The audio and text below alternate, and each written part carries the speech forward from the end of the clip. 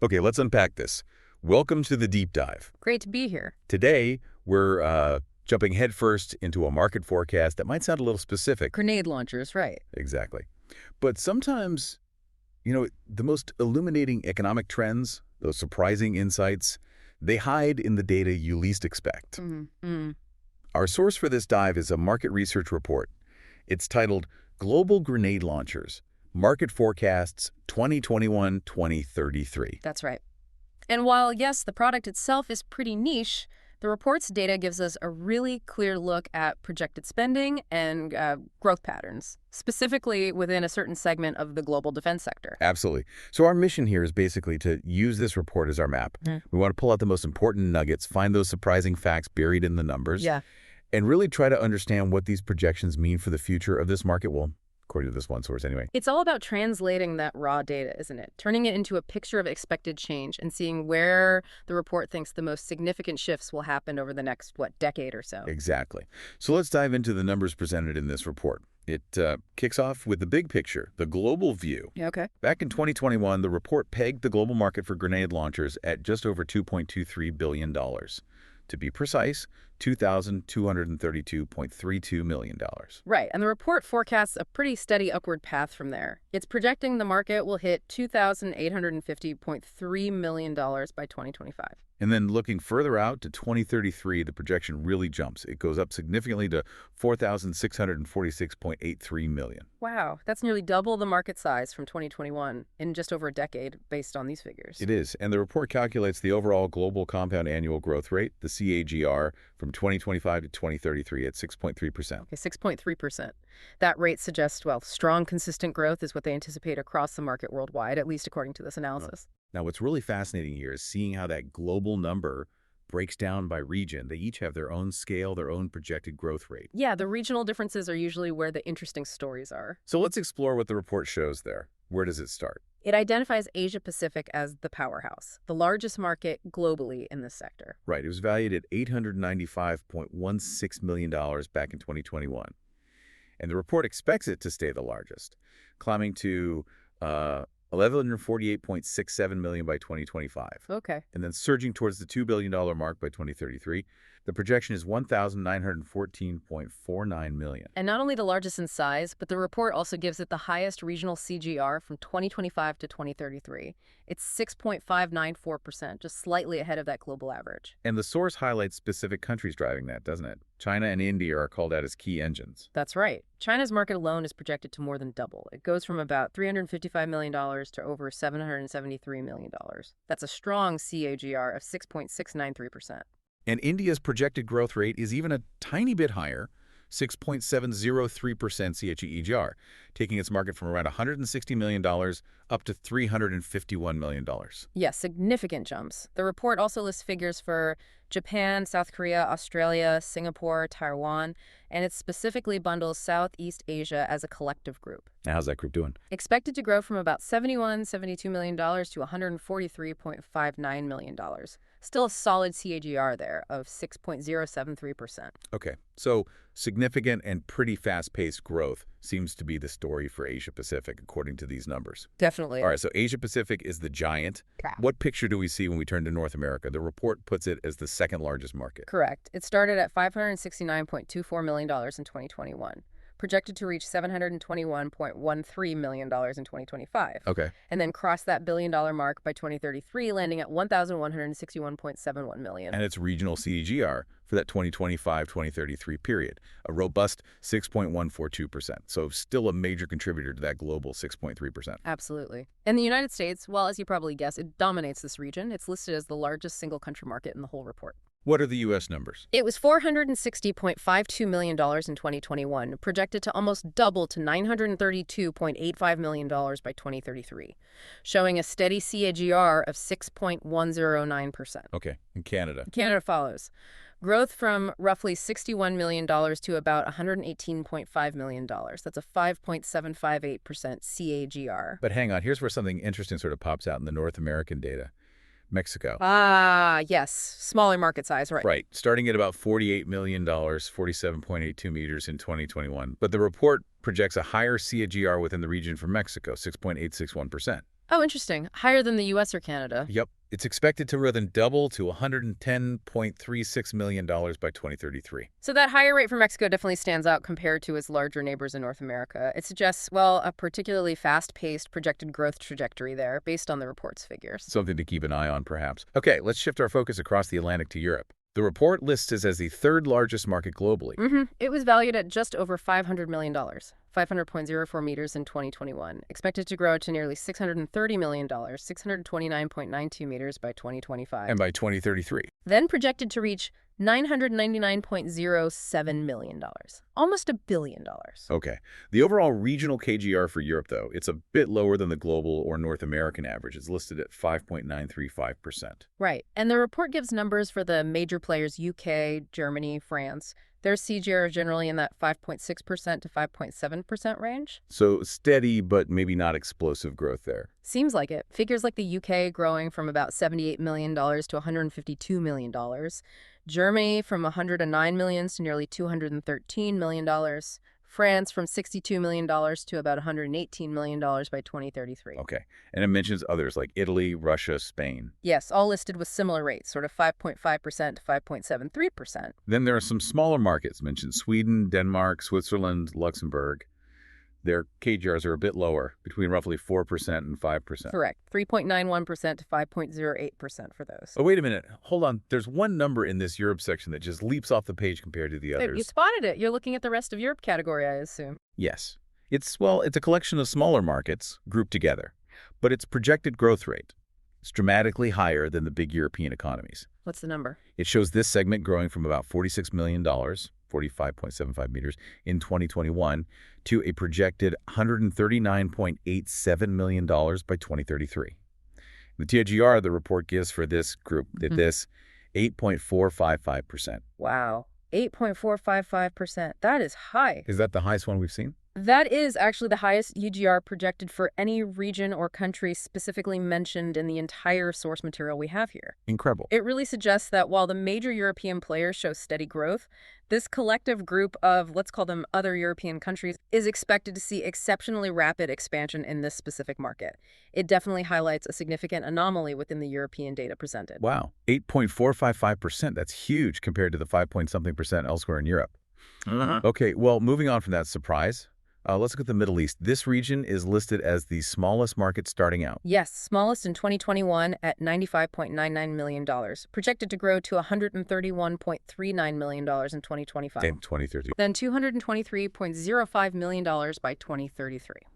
Now, despite being the smallest, the report gives it the second highest projected regional CAGR from 2025-2033. It's 6.839%. This audio was created with podcastle.ai.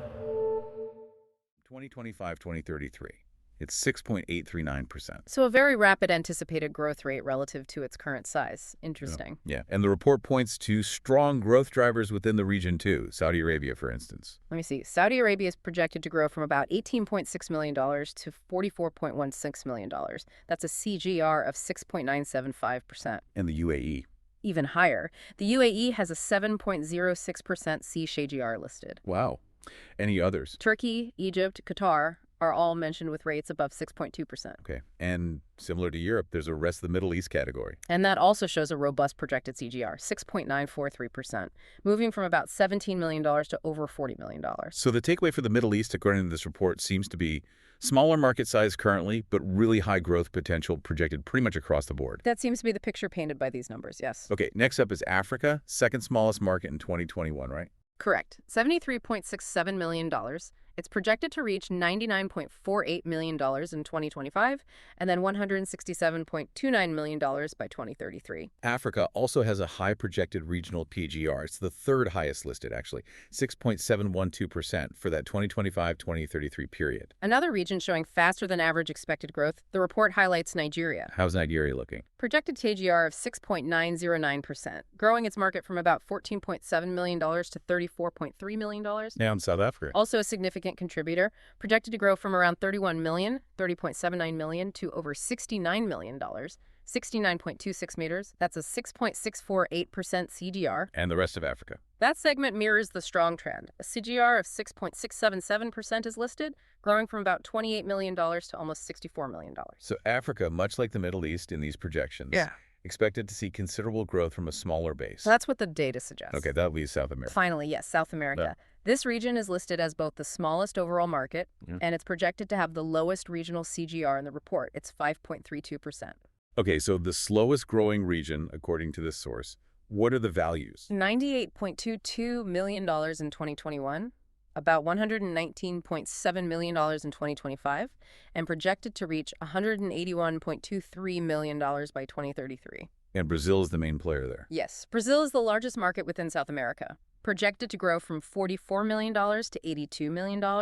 Its CAGR is 5.364%, very close to the regional average. What about other countries? The report includes data for Argentina, Colombia, Peru, and Chile. Their growth rates are listed between about 4.15% and 5.16%. Slightly lower. Any rest of category here? Yes, and interestingly, the rest of South America group is projected to grow slightly faster than the regional average. Its CAGR is 5.702%, moving from about $24.5 million to $47.5 million. Okay, so even in the slowest region, there are some nuances. Exactly. All right, so let's try and synthesize what this report's data is telling us overall. Asia-Pacific is clearly the dominant market in size. And projected to stay that way, growing faster than the global average. Right. North America, it's a solid second, driven heavily by the U.S., which is the biggest single country market. Yeah. But Mexico showed that surprisingly high growth rate within the region. Europe is third largest, but its overall regional growth rate is projected lower, except for that standout rest of Europe category. With that massive 8.455% CAGR, still quite remarkable. It really is. And then you have the Middle East and Africa. Currently smaller markets. But projected to experience the second and third fastest regional growth rates, respectively, with several countries and subregions within them showing very high individual CAGRs, too. Right. And finally, South America, the smallest and projected slowest growing region overall, based on these figures. That sums it up pretty well. Those standout CAGRs are really the surprising facts jumping out here. That rest of Europe number, the high regional rates for the Middle East and Africa, Mexico's rate, and then the high numbers in places like UAE, Saudi Arabia, Nigeria, India, China. Yeah, the numbers definitely show a market expected to expand considerably, according to this report, but the speed of that expansion looks like it will vary dramatically, depending on where you look globally. So it's significant growth projected across the board through 2033, but with major differences in both scale and projected speed across regions and countries. According to this specific source, yes. So what does this all mean for you listening to this? Well, it really shows how diving into the specific figures, breaking down markets even for niche industries like this one, can reveal some surprising global economic trends. And distinct regional differences in projected growth patterns. Things you definitely wouldn't catch just from the headline global number. It highlights that these economic shifts aren't, uniform across the globe. Understanding the specific data, those individual CAGRs, the regional breakdowns, is really key to grasping where the report thinks changes are actually going to happen. It's about getting past the average to see the variations. So we've taken this one source, the Global Grenade Launchers Market Forecasts, the 2021-2033 report, and pulled out its core findings. Substantial global market growth projected through 2033. Driven unevenly by different regions? With Asia-Pacific leading in size, the Middle East and Africa projected for the fastest regional growth rates. And certain subregions and countries showing those exceptionally high projected CAGRs that really stand out from their neighbors. And again, these insights are drawn directly from the figures and the analysis presented within that specific source material we looked at today. That's right. We're just reporting on what the data in the source indicates. And maybe for your final thought, as you process this information from the report, just consider how focusing on those specific, maybe unexpected growth rates, like that remarkable 8.455% CAGR for the rest of Europe, or the strong 6.9-something% for the rest of the Middle East, really highlights something important. That significant market shifts, or just fascinating anomalies, interesting data points, can often be hidden away inside those aggregated categories. It just serves as a good reminder, really, to always look beyond the broad brushstrokes, to explore the granular details presented in any source you encounter. You never know what you might find. Okay, let's get into this. It's funny how often we think we understand something, maybe a tool or a piece of tech. But our mental picture is just years out of date. Oh, absolutely. Like, when I used to picture a grenade launcher, I honestly thought of something pretty basic. You know, maybe just lobbing shells vaguely over a hill. Turns out that's not really the story anymore. You're spot on. What started as a relatively simple support weapon has really undergone a huge transformation. Huge. It's now often a highly sophisticated, sometimes even precision-guided tool, deeply integrated into modern military thinking, security strategies. It's complex. And that's exactly what we're diving into today. The grenade launchers market. We're using insights from parts of a market analysis report. It's called Grenade Launchers, Evolution, Drivers, and Market Trends. Yeah, and our goal here is really to get past those maybe outdated images you mentioned. We want to unpack what's actually happening in this space. So what's driving the changes? Exactly. What are the forces pushing it forward? What are the big roadblocks, the restraints holding it back? And maybe most interesting, what are the sort of surprising trends shaping where it's all headed? Right. We want to pull out the key insights from this material for you, the listener. Precisely. I have to say, I'm genuinely curious how something that seems, well, on the face of it, pretty straightforward, could get so advanced and, frankly, so essential. It's a great question. And the evolution itself is maybe the best place to start. Okay. They've shifted, really, from just being about, say, indirect fire or area suppression. Like my old mental picture. Right. To becoming essential, often precision tools. They're now critical parts of how modern infantry units fight, how counterterrorism ops are run, and especially crucial in urban combat strategies. So they're not an add-on anymore. They're part of the plan from the start. Definitely. They're baked into tactical planning now, not just an afterthought. So less about just raining explosives down and more about what specific tasks. Exactly. Think about breaching a door or a wall, clearing rooms, engaging a specific enemy fighter who's behind cover, maybe in a complex building. Stuff that's hard to do otherwise in a city fight. Precisely. This shift really underscores their importance. They're not just support, they're essential battlefield tools now. Okay, that evolution makes a lot of sense, especially with how conflicts seem to be changing. Yeah. So what are the big forces pushing this market? What's driving this demand for fancier systems? Well, a primary driver is this big wave of global infantry modernization programs. Modernization, meaning just getting new gear. Essentially, yes. We're seeing armed forces pretty much everywhere. The U.S., NATO countries, India, nations in Eastern Europe, they're all investing heavily in upgrading their standard infantry soldiers. And launchers fit into that. Perfectly. They need weapons that make that individual soldier more capable, more lethal, without weighing them down too much. Ah, right, the old force multiplier idea. More bang for the buck, or for the soldier carrying it. You got it. They provide significant firepower, real punch, without adding, say, a dedicated heavy weapon system that kills mobility. So they can be attached to a rifle or stand alone? Both. Whether it's an underbarrel attachment on a service rifle or a dedicated standalone launcher, they're increasingly just part of the standard kit list in procurements. Essential gear. You also brought up urban combat and counterterrorism earlier. Those sound like environments with really specific challenges. They absolutely are. And modern launchers are well suited to them. As conflicts increasingly play out in dense, built-up area cities, complex buildings, the ability to hit targets you can't directly see, or targets inside structures, that becomes vital. So they give soldiers an edge in those tight spots. The definite tactical edge. They can help clear rooms, suppress enemies dug into buildings, even breach certain types of barriers. Things other weapons maybe struggle with in that close-quarters environment. Yes, exactly. And interestingly, their ability to deliver relatively precise fire, even suppressive fire, makes them surprisingly relevant for peacekeeping too, or other situations where you really need to control the engagement and minimize unintended consequences. Okay, so there's a clear tactical need. Is technology also playing a big role here? A tech driver? This audio was created with podcastle.ai. Is technology also playing a big role here? A tech driver? Oh, definitely. A major trend is the whole shift towards modular weapon platforms. Modular meaning adaptable. Yes. So match. Pretty much. The defense industry is moving towards systems where you can easily swap components, add attachments. For grenade launchers, this means they integrate smoothly with things like advanced optics, night vision systems, Okay. and maybe the biggest one, Programmable ammunition. Programmable ammo. Okay, now that still sounds like science fiction to me. It might sound like it, but it's very real. And it's enabled by some pretty sophisticated fire control systems built right into the launcher. Fire control, like a computer. Sort of. Think laser rangefinders, digital sights. These systems let the soldier figure out the exact distance to a target, or even, get this, a point beyond a target, like just past a wall someone's hiding behind. And then they program the grenade to detonate precisely at that specific range, maybe in midair. Airburst. So you don't even need to hit the target directly, just the space above or beside them? Exactly. It dramatically increases the accuracy and the effectiveness. Suddenly you can engage targets behind cover that were basically impossible to hit reliably before with standard grenades.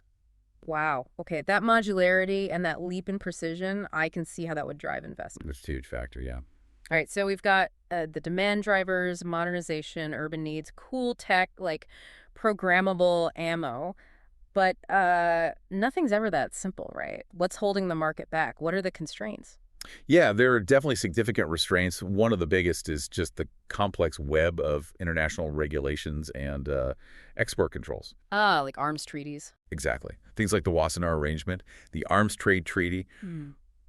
They impose really strict limitations. Meaning a company might have a great product and a country might want to buy it, but the rules just say no. That's often the case, yeah. Especially if you're talking about exporting to regions already in conflict or areas under some kind of embargo. It really limits the global market reach for manufacturers, no matter how high the demand might be. And I'm guessing these fancy new systems, the ones with the fire control and smart ammo, they aren't exactly cheap. That's the other major factor. You hit it. While, basic older models might be relatively affordable. These cutting-edge systems, the ones with integrated digital targeting and the capability to use programmable rounds, they're considerably more expensive. Which means? Which means it creates a pretty significant cost barrier. It makes widespread adoption really difficult, particularly for nations that don't have massive defense budgets. It kind of limits access to the most advanced capabilities to, wealthier countries. And going back to using them in cities, even with better precision, there's still a risk, isn't there? Collateral damage. There is, absolutely. The report we looked at highlights these operational limitations and the inherent risk of unintended damage, especially when you're operating in densely populated civilian areas. Even the smart systems can't eliminate that risk completely. No. They aim to minimize it, for sure, but the potential for things going wrong, for unintended effects, it's still higher than just using, say, small arms fire. Which must complicate things for, like, peacekeeping missions or stability operations. It certainly does. It often leads to much stricter rules of engagement in those sensitive environments, which paradoxically can sometimes limit their tactical usefulness, even though the capability is there. It's a constant balancing act. Okay, that's a really interesting tension. The push for advanced tools versus the pull of cost, regulations, and risk.